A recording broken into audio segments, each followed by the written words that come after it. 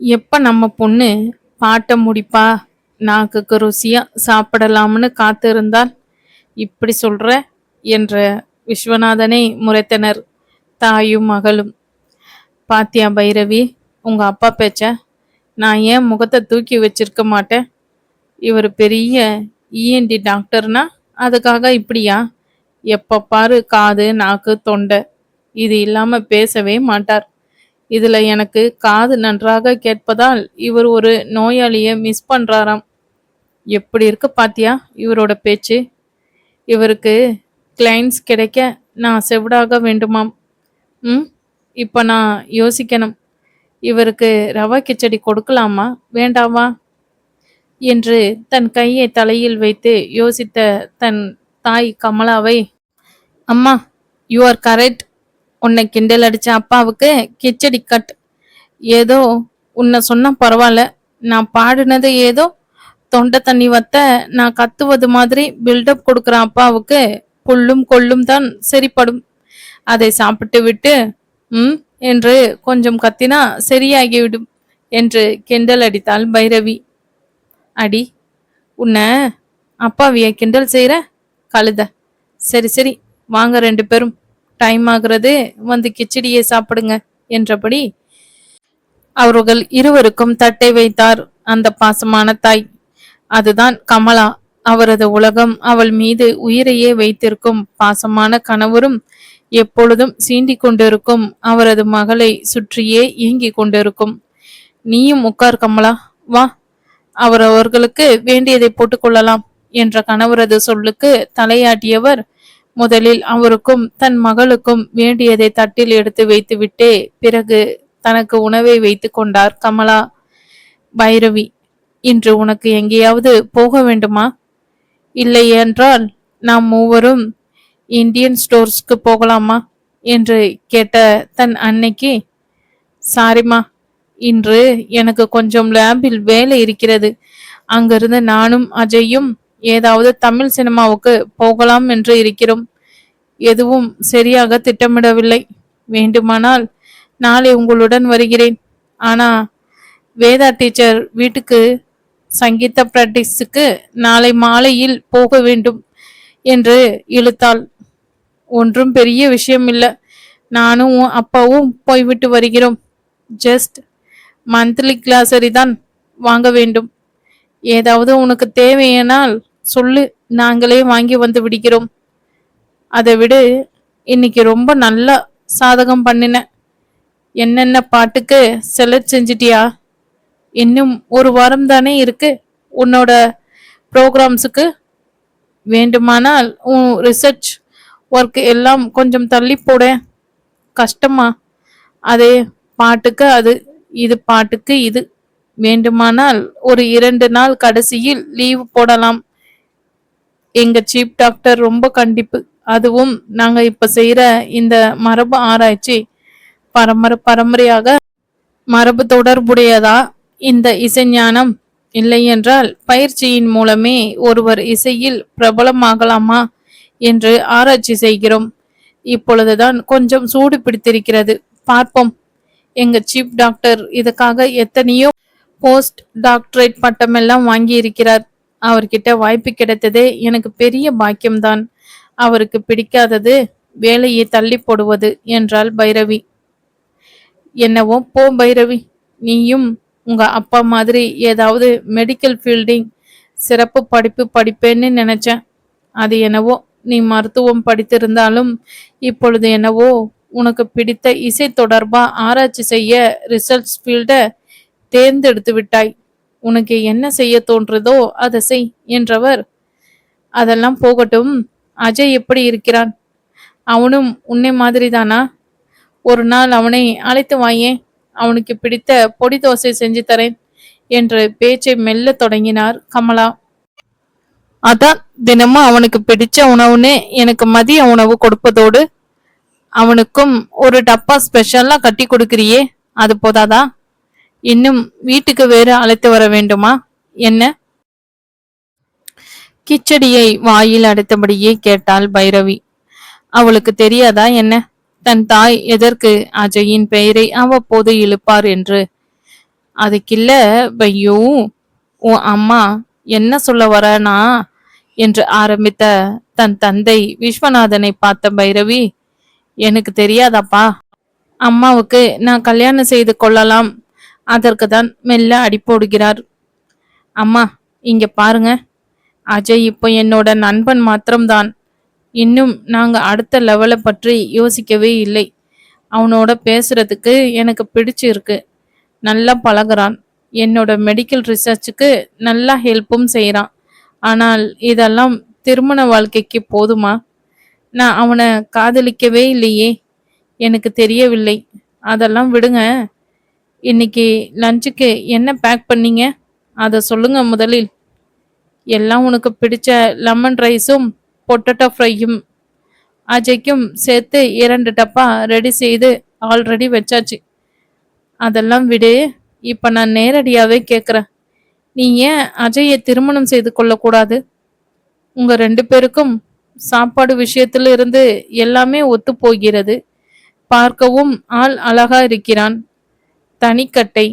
நீ திருமணம் செஞ்சுட்டு போனாலும் எந்த தொந்தரவும் இல்லை. இதே ஊரு, ஒத்த வேலை. ஏன் நீ அவனை யோசிக்க கூடாது? நீயும் எங்க கண் எதிரியிலேயே இருக்கலாம். என்ன கமலா, என்ன பேச்சு இது? அவளுக்கு தெரியாதா? இந்த ஊர் பழக்கப்படி நாகரிகமா சுதந்திரமா வளர்ந்த பொண்ணு.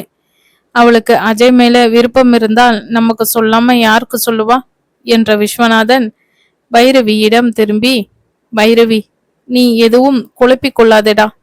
காதலித்துதான் கல்யாணம் செய்யணும் என்று இல்லை. காதல் திருமணத்துக்கு பின்னாலேயே கூட தோன்றலாம். எங்க காலம் மாதிரி இப்ப இல்லை. அந்த மாதிரி நாங்க உன்னை வளர்க்கவும் இல்லை. நீ அமெரிக்காவிலேயே வளர்ந்த பெண். இந்த ஊர் நாகரிகப்படி டேட்டிங், பாய் ஃப்ரெண்ட் என்று கண்ணா பின்னாவென்று நீ சுற்றவில்லை என்றாலும் உனக்கு இவர்கள் வழக்கம் எல்லாம் தெரியும். உங்க அம்மாவும் உன்னை நம்ம நாட்டு இந்திய முறைப்படி தான் வளர்த்துருக்கா. உனக்கு நாங்க சொல்ல வேண்டியதில்லை. உன் திருமண விஷயத்தில் நாங்க முழு சுதந்திரம் கொடுக்கிறோம் என்றவரை. ஏன்னா நான் என்ன சொல்ல வரேன்னா என இடையிட்ட கமலத்தை, ஒரு நிமிஷம் கமலா, நான் சொல்லி விடுகிறேன். பைரவி, உன்னை பெத்தது வளர்த்தது நாங்க தான் என்றாலும் நீ வாழ்ற இந்த வாழ்க்கை முழுசா உன்னோடதுதான். உனக்கு முழு சுதந்திரமும் உண்டு. உனக்கு மனசுக்கு எது பிடிக்கிறதோ அதை செய்மா. நீ மெடிக்கல் பிராக்டிஸ் செய்யாமல் ஏதோ மேல ஆராய்ச்சி செய்யணும்னு முடிவெடுத்த பொழுது கூட நாங்கள் உன்னை தடுக்கல. சின்ன வயசுல இருந்தே நீ கேட்டது எல்லாமும் செய்யறோம். நீயும் எங்களுக்கு பெருமை தான் செய்திருக்க. இவ்வளவு தூரம் பார்த்து பார்த்து உன் இஷ்டப்படி செய்ய இவ்வளவு நாளாக அனுமதித்தவங்க முக்கியமான விஷயமான திருமணத்திலேயே தடுப்போமா? உன் அம்மாவுக்கு உனக்கு காலத்துல திருமணம் செய்யணும்னு ஆசை. அது எல்லாம் தாய்க்கும் உண்டானதுதான். நீ உனக்கு விருப்பம் இருந்தால் மட்டும் அஜயை திருமணம் செய்து கொள். எங்களுக்காக பார்க்க வேண்டாம். ஒருவேளை அஜய் ஜஸ்ட் உன் நண்பன் மாத்திரம் என்று நினைத்தால் நாங்கள் வேறு யாரையாவது இந்திய ஆண்களை பார்க்கட்டுமா? இல்லை உன் மனதில் வேறு யாராவது இருந்தாலும் தயங்காமல் சொல்லு என்ற விஸ்வநாதன் கேட்க, என்ன கமலா, நான் சரியா சொன்னேனா என? இன்னைக்கு தாங்க வாழ்க்கையிலே முதல் முறையா ஒழுங்கா பேசியிருக்கீங்க என்று சிரிக்காமல் சொன்ன கமலா, ரொம்ப நேரமா பெரிய பேச்சா பேசிட்டீங்க. கொஞ்சம் தண்ணீர் குடித்து உங்க தொண்டையை நினைச்சுக்கோங்க என்றாள். அடி பாவி, நான் என்ன மேடை பேச்சா பேசினேன்? எல்லாம் என் நேரம். உனக்கு உன் பொண்ணு தான் சரி. கலக்கலவென்று சிரித்தாள் பைரவி. போதும்பா அம்மா, உனக்கும் தான். இப்ப என்ன ஆச்சு? என் திருமணத்துக்கு என்ன அவசரம்?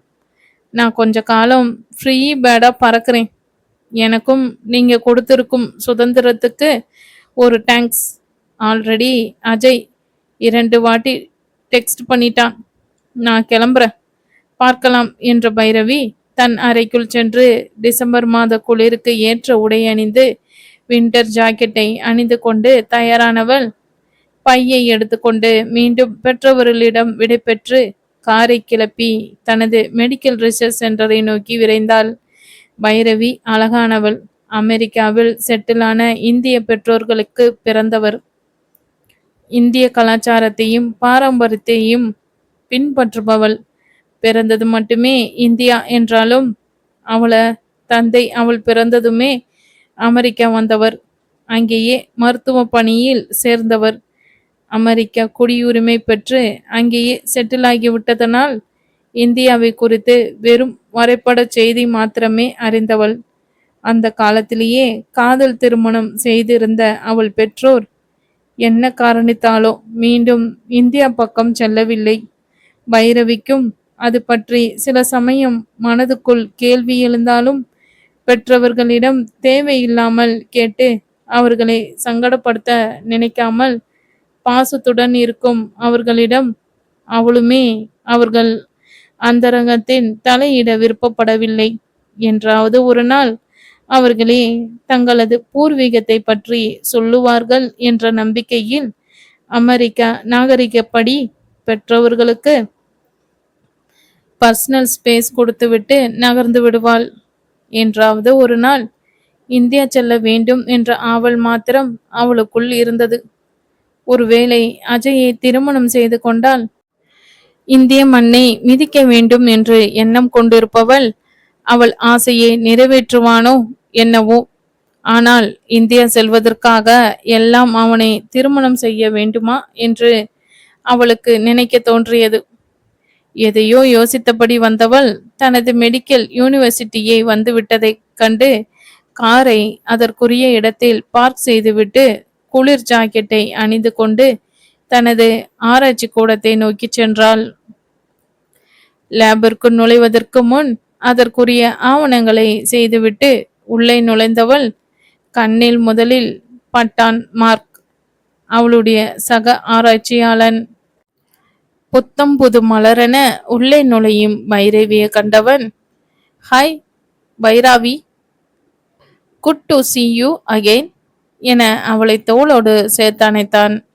மெல்ல அவன் பிடியிலிருந்து நாசுக்காக விலகியவள், hi Mark, good morning, I am not Bhairavi என எரிச்சலுடன் திருத்த முயல, யா பைராவி என இழுத்தவனை முறைத்தவள், இதுக்கு முதலில் சொன்ன பைராவியே தேவல, என்னவோ பைராகி என்று சொல்லாமல் இருந்தால் சரி தான் என நினைத்தவள், என்னாச்சு இங்க நின்று கொண்டிருக்கிறாய் என்று ஆங்கிலத்தில் கேட்டவளை, nothing just are you come in, you are so beautiful gorgeous baby, can we go for a date என மார்க் கேட்க, டேட்டா, இவன் மூஞ்சு அசல் பைராகி மாதிரி தாடி மீசையோட பயமுறுத்துறான்.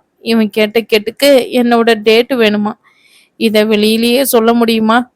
இவனும் தான் நான் இங்க சேர்ந்ததுல இருந்து தினமும் என்னை கேட்டு நச்சரிக்கிறான் என மனதில் நினைத்து கொண்டு எப்பொழுதும் போல சாரி நாட் இன்ட்ரெஸ்டட் என்றவள் ஏமாற்றத்தில் தொங்கிய அவன் முகத்தை பார்த்தவள் கண்டு கொள்ளாமல் தன்னுடைய சீட்டுக்கு செல்ல, அவள் பின்னாலேயே வந்த கேத்ரின், ஹாய் மார்க் டார்லிங் என அவன் கன்னத்தில் முத்தமிட, ஹாய் கேத்ரி baby, why don't we go out for a date darling என அவள் உதட்டில் முத்தமிட்டபடி கேட்டவனை, ஷுவர் என கட்டி கொண்டாள் கேத்ரின். அவர்களை கண்டு கொள்ளாமல் தனது சீட்டுக்கு சென்ற பைரவி, இங்கே இதெல்லாம் சர்வசாதாரணம். டேட்டிங் செய்வது அவர்களுக்கு ஏதோ காப்பி குடிப்பதை போல. பிடித்தால் சேர்ந்திருப்பதும் பிடிக்காவிட்டால் விட்டு விலகுவதும் அவர்களை பொறுத்தவரை ஒன்றுமில்லை. ஹலோ பைரவி, குட் மார்னிங் என விளக்கெண்ணெயை குடித்தால் போல முகத்தை வைத்து கொண்டிருக்கிறாய் என்றான் Ajay. Hi Ajay, good morning. ஒன்றுமில்ல, மார்க் என்று நிறுத்தினாள். ஓ, ஆஸ் யூஷுவல், இன்றைக்கும் உன்னிடம் டேட் கேட்டானா? ஆடாது மழை பெய்தாலும் விடாது உன்னை டேட்டுக்கு அழைக்கிறான். சரியான விடாது கருப்பு பைராகி பேரை கொலை பண்றான். என்னை கேட்ட கையோட கேத்ரினோட டேட் ஃபிக்ஸ் பண்ணிட்டான் என்றவளை, அதில் உனக்கு என்ன போச்சு? அவன் இஷ்டம். உனக்கு பிடிக்கலை என்று சொல்லிவிட்ட. பிறகு என்ன? அவன் வேற ஒருத்தியே கேட்டான். அவன் சூஸ் பண்ணிவிட்டான். அவன் வாழ்க்கை அவன் இஷ்டம் என்ற அஜயை உன்கிட்ட சொன்னனே, என்ன சொல்லணும். அதை விட நம்ம ஆராய்ச்சியை பார்ப்போம் என்று நொந்து கொண்டவள் தனது லேப்டாப்பை திறந்து அதில் மூழ்கினாள். அடுத்த 2 மணி நேரம் என்ன நடந்தது, எப்படி போனது என்று நம்ம பைரவியை கேட்டால் அவளுக்கும் ஒன்றும் தெரியாது. பைரவி எப்பொழுதும் அப்படித்தான். பாட்டோ படிப்போ அல்லது ஆராய்ச்சியோ எதுவானாலும் அதில் இறங்கிவிட்டால் தன் முழு கவனத்தையும் அதில் செலுத்தி அதை முடிக்கும் வரை வேறு எந்த சிந்தையிலும் ஈடுபட மாட்டாள். அன்றும் அப்படித்தான். தனது முழு கவனத்தையும் தன் ஆராய்ச்சியில் செலுத்தியவள் மதியம் 1 மணிக்கு அவள் அஜய் அழைத்தவுடன் தான் இந்த உலகுக்கு திரும்பினாள். மேடம், கொஞ்சம் வயிற்றுக்கு ஏதாவது கொடுக்கலாமா? அப்பொழுதிலிருந்து என்ன கவனி என்று என் வயிறு கெஞ்சுகிறது. வாமா, உன்னோட ஆராய்ச்சியை எல்லாம் மூட்டை கட்டி சாப்பிட்டுட்டு விட்டு நம்ம பிளான் படி கொஞ்சம் வெளியே சுற்றலாமா என்று கேட்டவனே, ஓ, லஞ்ச் டைம் ஆகிவிட்டதா? தன் கைகளை நெட்டி முறித்து சோம்பல் முறித்த பைரவி, அஜய், இன்னைக்கு அம்மா நம்ம 2 பேருக்கும் உனக்கு பிடித்த லெமன் ரைஸும் உருளைக்கறியும் வைத்திருக்கிறார்கள். சூப்பர் என்றவன் அம்மா கொடுத்த உணவை சொல்லவில்லை. அது எப்படியும் நன்றாக தான் இருக்கும். நான் சொன்னது உன்னை. நீ நிஜமாவே அழகாய்தான் இருக்கிறாய். அப்புறம் ஏன் மார்க் உன் பின்னாலேயே சுற்ற மாட்டான் என்று சொன்னவன், ஏன் பைரவி, என்னை பற்றி என்ன நினைக்கிறாய்? நான் அன்று கேட்டதை யோசித்தாயா? அவன் என்ன கேட்கிறான் என்று புரிந்திருந்தாலும் கண்டு கொள்ளாமல் லேப்டாப்பை மூடியவள் தங்கள் டிஃபன் பாக்ஸை எடுத்து அவனுக்கும் ஒன்றை எடுத்து வைத்தவள் தனது உணவை நாசுக்காக ஸ்பூனில் எடுத்து உண்ணலானாள். அவளையே சற்று நேரம் பார்த்திருந்த அஜய் மேலே ஒன்றும் பேசாமல் அவள் எடுத்து வைத்திருந்த உணவை கையில் எடுத்து கொண்டான். அஜய் அந்த மருத்துவ வளாகத்திலேயே PhD முடித்து இப்பொழுது போஸ்டாக் செய்து கொண்டிருப்பவன். பைரவி செய்யும் ஆராய்ச்சியிலிருந்து சற்று மாறுபட்டு இருந்தவன். தனது மேற்படிப்பு சம்பந்தமாக ஒரு நாள் லைப்ரரியில் ஏதோ புத்தகத்தை தேட அங்கே தற்செயலாக வந்த பைரவியின் ஐடி கார்டு கீழே விழுந்திருக்க அதை அவளிடம் ஒப்படைக்கும் பொருட்டு அவளை காண செல்ல மெல்ல வளாகத்திலே படிப்பதை அறிந்து கொண்டான். இருவரும் நல்ல நட்பு முறையில் பழகினாலும் போக போக அஜய் பைரவியை பிடித்திருப்பதாக சொன்னவன் அவளுடன் இப்போதெல்லாம் சற்று நெருக்கமாகவே பழக தொடங்கி இருந்தான். அஜய் திருமணத்தில் நம்பிக்கையற்றவன்.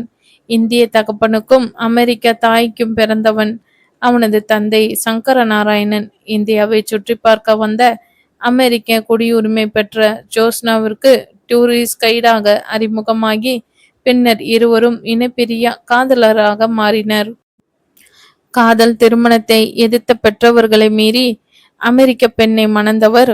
பின்னர் வீட்டிற்கு மூத்த மகனானதால் மூத்தவன் எதற்காக பெற்றோரை பார்த்து கொள்ள வேண்டும், ஏன் இளைய மகள் பொறுப்பை ஏற்றுக்கொள்ள கூடாதா என்ன என்று தன் கடமையை உதறிவிட்டு ஜோஸ்னாவுடன் அமெரிக்காவுக்கு பறந்து விட்டார்.